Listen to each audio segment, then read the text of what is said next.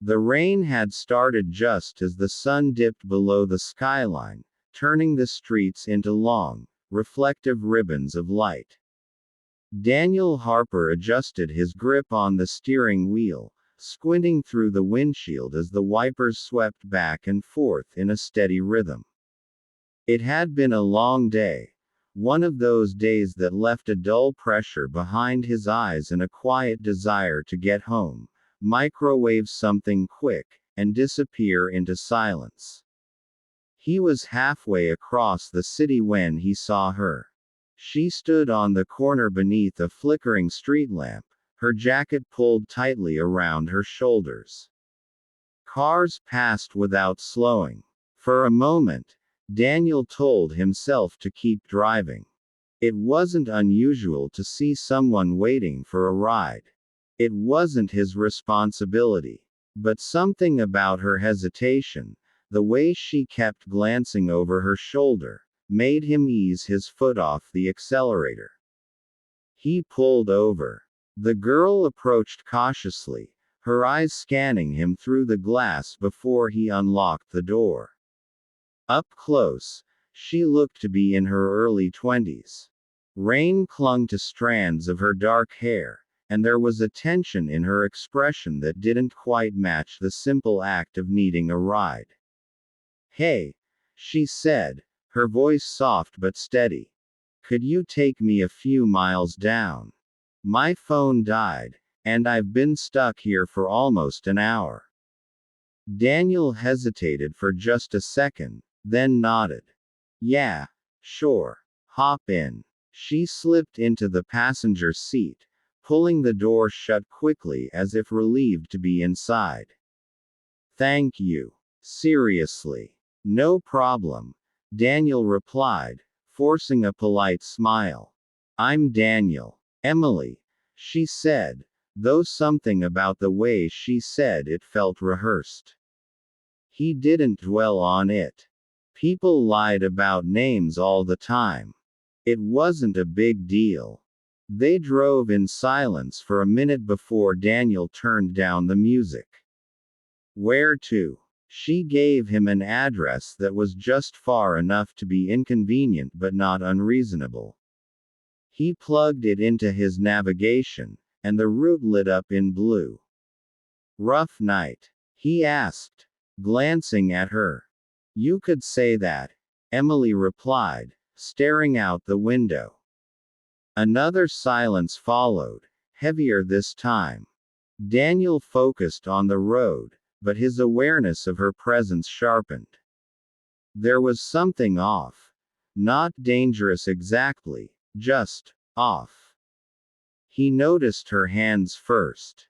She held her phone, even though she'd said it was dead. The screen flickered faintly when she tilted it. "You said your phone died?" he asked casually. She didn't look at him. "Yeah, it's glitching. Sometimes it turns on for a second." Daniel nodded slowly, though the explanation didn't fully land. A few blocks later, his own phone buzzed in the cup holder. He glanced down at the notification. Location sharing active. His brow furrowed. He hadn't turned that on. "Do you mind if I ask something?" he said, trying to keep his tone light. "Sure. Did you send something from my phone?" She turned her head sharply, eyes widening just a fraction too much. "What? No. Why would I do that?" Daniel picked up his phone at a red light and unlocked it. The message thread was open, to a contact he didn't recognize. A location pin had been sent just seconds ago. His location. A quiet unease crept up his spine. "That's weird," he muttered. "Must be a glitch." "Yeah," Emily said quickly. "Phones do that sometimes." But her voice had changed.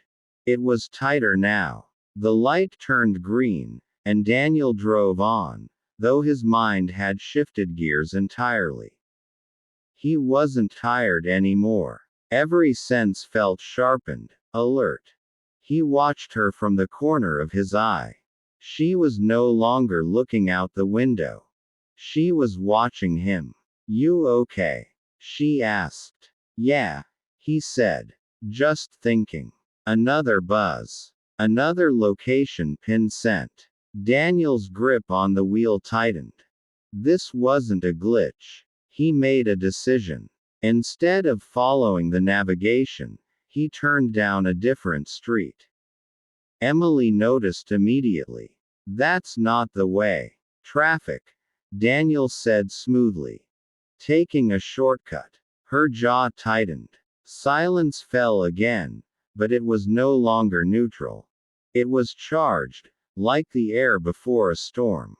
Daniel's mind raced. If someone was receiving his location, then someone was expecting to find him. That thought alone was enough to send a cold wave through his chest. He needed to think clearly. He needed to stay calm. And most importantly, he needed to get out of this situation without making it worse. "You seem nervous," he said, testing her reaction. "I'm not," she replied too quickly. "Emily," he said gently, "if something's going on, you can tell me." For a moment, it looked like she might say something. Her expression shifted, uncertainty flickering across her face. Then it hardened. "Just drive," she said. Daniel exhaled slowly. That was all the confirmation he needed. Another notification buzzed. He didn't look this time. Instead, he scanned the road ahead. A gas station appeared on the corner, brightly lit and still open despite the late hour. He turned into it without warning. "What are you doing?" Emily snapped. "Fuel," he said, pulling up to the pump. "Won't take long." Before she could respond, he grabbed his keys and stepped out of the car, closing the door behind him. The rain hit him instantly, cold and sharp, but he barely noticed. He walked straight toward the store entrance. Inside, the clerk looked up. "Evening." Daniel leaned in slightly. "Can you call the police?" The clerk's expression changed immediately. "What's going on?" "I think someone in my car is sending my location to someone dangerous," Daniel said quietly. The clerk nodded, already reaching for the phone. Daniel stepped back, his heart pounding. Through the glass, he could see Emily sitting in the passenger seat. She wasn't moving. She was just watching him. Seconds felt like minutes. Then, suddenly, the passenger door opened. Emily stepped out. For a moment, Daniel thought she might run. Instead, she stood there, rain soaking through her jacket, her expression unreadable. Then she turned and walked away. Just like that. No explanation. No confrontation. She disappeared into the darkness beyond the station lights. Daniel stood frozen, trying to process what had just happened. Minutes later, police arrived. He explained everything. The ride, the messages, the sudden realization. They checked his phone, confirming the location shares. They took notes, asked questions, and assured him they would look into it. But as the adrenaline began to fade, one question lingered in Daniel's mind. Who had she been sending his location to? And why had she left so suddenly? The next morning, Daniel woke up to a notification. An unknown number. A single message. "You weren't supposed to stop." His stomach dropped. He stared at the screen, the weight of the previous night crashing back over him. This hadn't been random. This hadn't been a misunderstanding. Someone had been waiting for him. And somehow, He had slipped through whatever plan had been set in motion. But the message made one thing clear. It wasn't over. Daniel locked his phone and sat in silence, the quiet of his apartment suddenly feeling very different. Not peaceful. Not safe. Just quiet. And somewhere out there, someone knew exactly where he had been. And maybe, where he was going next.